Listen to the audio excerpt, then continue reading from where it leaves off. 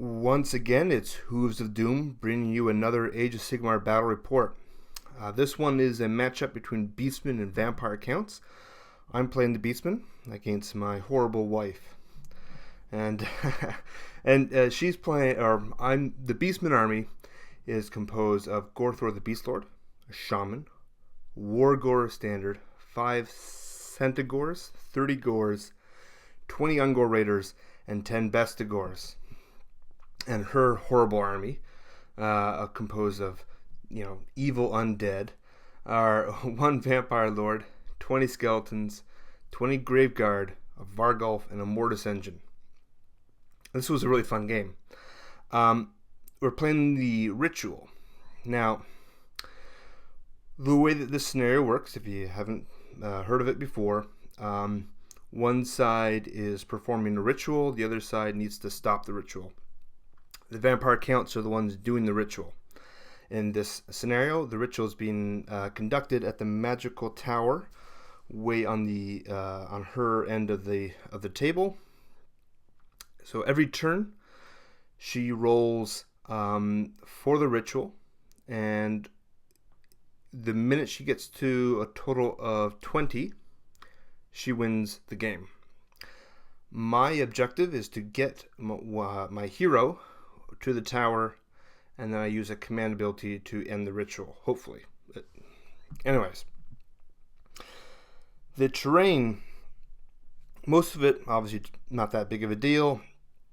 The temple and the hill in the middle are mystical, which is important, and the woods over on her side are deadly.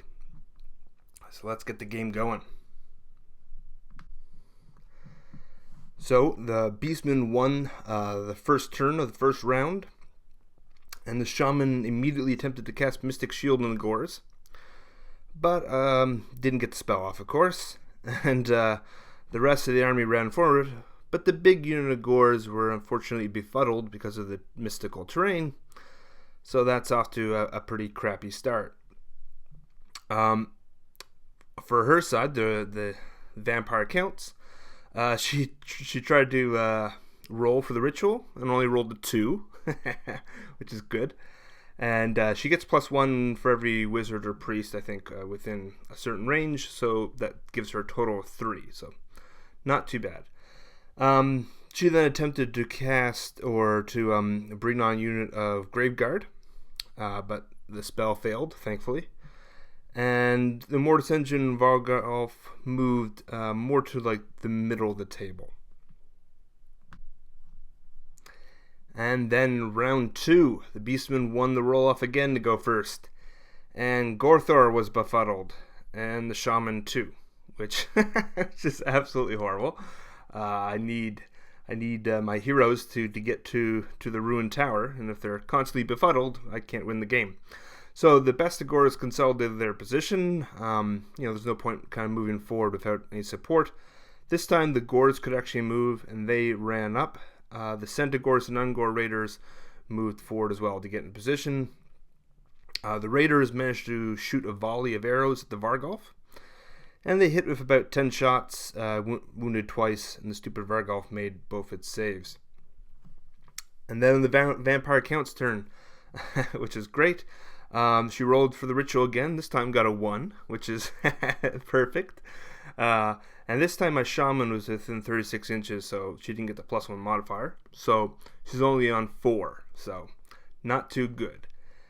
She tried to bring on another Vargulf, and that failed, thankfully. And then the Vargulf that she did have, she decided to go in the woods, and I was like, man, that piece of terrain there, it could hurt the Vargulf if you roll 1. And she was like, you have to roll 1 though, that's not going to happen. So of course she immediately went in the woods, and it fell right into a tree and died. So at the beginning of round 3, I continued my amazing rolling streak and managed to go first again, which is good. Except this time the Raiders and Bestigors were befuddled, which is just like ridiculous. I hate that stupid hill in the middle there. I guess my whole army, because they're half goat, half cow, they're just constantly eating grass rather than moving forward. So the Shaman put Mystic Shield in the Bestigors, and Gorthor put the battle shock on the Bestigors. But again, like, I can't really move forward if half the army is unable to move and adjust. The Gors did run up the flank though, while the rest of the army kind of stayed mostly where they were to kind of consolidate their positions. So the vampire counts on their turn again for the vitriol. She only rolled a 2, which is awesome. So she's only at a grand total of 6 out of 20. And then she brought on another Vargolf, which that's not too fun. And she put it up against the Centaurs on the flank, and the Mortis engine attempted to do like a little whale, which was kind of pathetic. She rolled really bad for it against the Gors. The Gors only have like, you know, a bravery 5, and she can't get above that, so it killed nothing. All right, so for round 4, the vampire counts finally went first. She rolled for the ritual. This time she got a 3. Again, below average, so she's only at 9. She put Blood Feast on the skeletons, which is the command ability the Vampire Lord has. And then she raised 5 Graveguard and positioned them on the flank. And this time, the Mortis engine did its little ghostly wail again. And again, it did absolutely nothing against the Gors, which is great. And then the Beastmen term, Gorthor's befuddled again. Like, seriously. the one unit I absolutely need in order to win the game, locked down once again. So the army advanced. The Centaurs moved up the flank. The Gors moved into a position where they can charge the Mortis engine. And the Raiders, Ungor Raiders, shot at the Vampire Lord. And she was alive by 1 wound, which is good. I was hoping to actually kill her off in 1 volley, but it didn't happen. So the Gors charged in. They got their Anarchy and Mayhem off, which gives them +1 attack, +1 to wound. And they wiped out the Graveguard, which was exactly as I had planned. And then the Mortis engine piled in against them and killed 2 Gors, and 1 Gor ran away from the fight because of the battle shock phase. And then at the start of round 5, the Vampire Counts win, and they go first again. And she rolls for the ritual, and this time rolls a 1. So she's only at 10, which is great after, you know, like almost half a dozen rounds. Perfect. The Mortis engine again tries to do a stupid little whale and rolls horrible again. She puts the Blood Feast on the skeletons again, and she raised 5 more Graveguard against the Gors on the flank. And the Vargolf ran towards to attack the Ungor Raiders, and the skeletons moved to attack the Centaurs. And they both managed to charge in. So the Vargolf on the Raiders, it killed 2 Raiders, which is actually pretty horrible with most of its attacks. And then the Gors and the Mortis engine only inflicted 1 wound. It made like half a dozen saves, which is just retarded. The Mortis engine doesn't have that, you know, it's not particularly good armor. The skeletons on the Centaurs, man, the unit of skeletons can get buffed like bonkers in Age of Sigmar. So it inflicted 9 wounds on the Centaurs, and the remaining 1 missed to follow its attacks and then ran away during battle shock phase.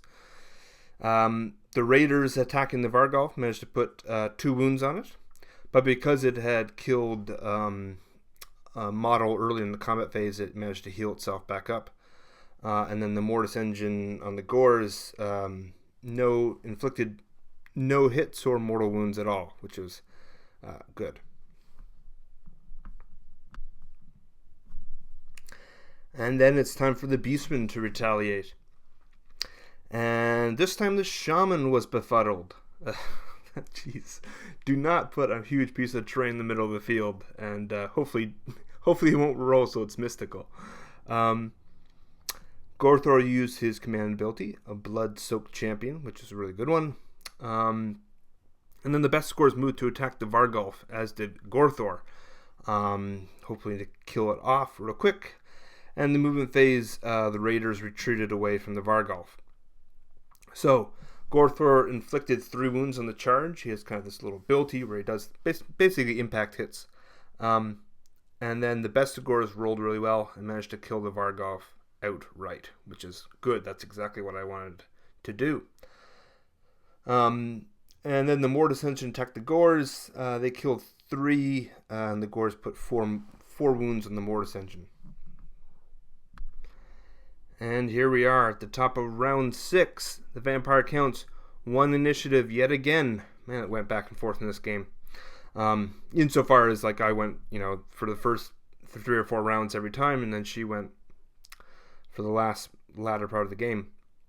So this time for the ritual, she rolls a 5, which is exactly what she needed. She's now up to 15. And now we're in danger zone because, all she needs to do is potentially roll 1 more time and she could win it. So the Blood Feast, again, she puts the Blood Feast from the vampires on the skeletons. She raised another Vargulf. Geez, man, I hate Vargulfs at this point. Vargulfs, I mean, it's a 50-50 chance to bring them up with magic. And I actually think they're pretty decent. They don't have the greatest armor save or anything like that, but they're pretty nasty. So put them right in front of the Graveguard, which really put a damper. I was really hoping to win the initiative and then charge in the Graveguard of both the Bestigors and Gorthor, and potentially, inflict enough damage to almost wipe them out in one go, and then I'd win with my command ability the next round. Putting the Vargulf out front there, though, messed everything up. And so the Mortis Whale on the Mortis Engine goes off, kills another Gore. She then used the area effect on the Mortis Engine, and that went off for 15 inches, and it healed the Mortis by 2 wounds, healed the Vampire by 2 wounds, which was, not good. And let's see here. It killed 3 Gores, and the War Gore was wounded twice. And then the movement phase, the Skellies retreated to protect the tower, and she summoned more Graveguard. The Graveguard that were on the flank charged into the Gores that she had brought on the turn before. So the Gores in the close combat phase did fairly well, and they completely annihilated the Mortis Engine, but 3 more ran away after taking a few casualties. And in the Beastmen phase, this was it. Both the Shaman and Wargore were befuddled. Just ridiculous. So many ones. Gorthor uses command ability, Gore-Soaked Champion again. And the Bestigors and Gorthor moved up to slaughter another Vargulf, hopefully, again, doing the exact same thing. That was my plan of charging in, wiping the Vargulf, and then hopefully winning initiative the next turn and doing exactly as I had planned. I still wouldn't get the command ability off, but it would get me closer to the tower.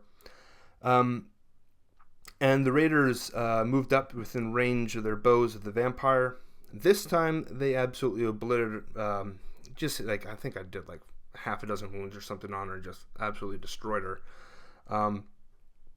The Bestigors and Gorthor, they charged the Vargulf. The Bestigors inflicted 5 wounds on the Vargulf. Now, the Vargulf's a monster, but he doesn't weaken with wounds, so he has 8 wounds, so he has 3 left. And then the Vargulf in return kills half the Bestigors, which is not good. The Gores killed 2 of the Graveguard, and the Graveguard killed 2 of the Gores, and Gorthor finished off the Vargulf. But then during the Battle Shock phase, I rolled like a 6, and all the Bestigors ran away, which is absolutely horrible. So now I just got Gorthor against a unit of 20 Graveguard, which is not going to go well. And there we go, the last round, round 7. Vampire Counts win initiative again. And this time she rolls for the ritual and gets a 6. She gets 21 and automatically wins. And she the ritual, I don't know, brings on 1,000,000 zombies or something, and all my little poor beastmen are just absolutely slaughtered. And back at home, all those poor little calves and heifers, they're going to be quite sad. So that was the end of the game. Really, really fun. We had a lot of laughs. Just lots of really extraordinarily crazy luck for both sides. You know, I don't think normally rolling to 20 shouldn't take that amount of turns. And had that stupid mystical train not been in the middle, I would have been able to move up a bit faster. But we had a great time playing this game. It was a lot of fun. And yeah. So guys, appreciate you guys tuning in and watching, and have a good one.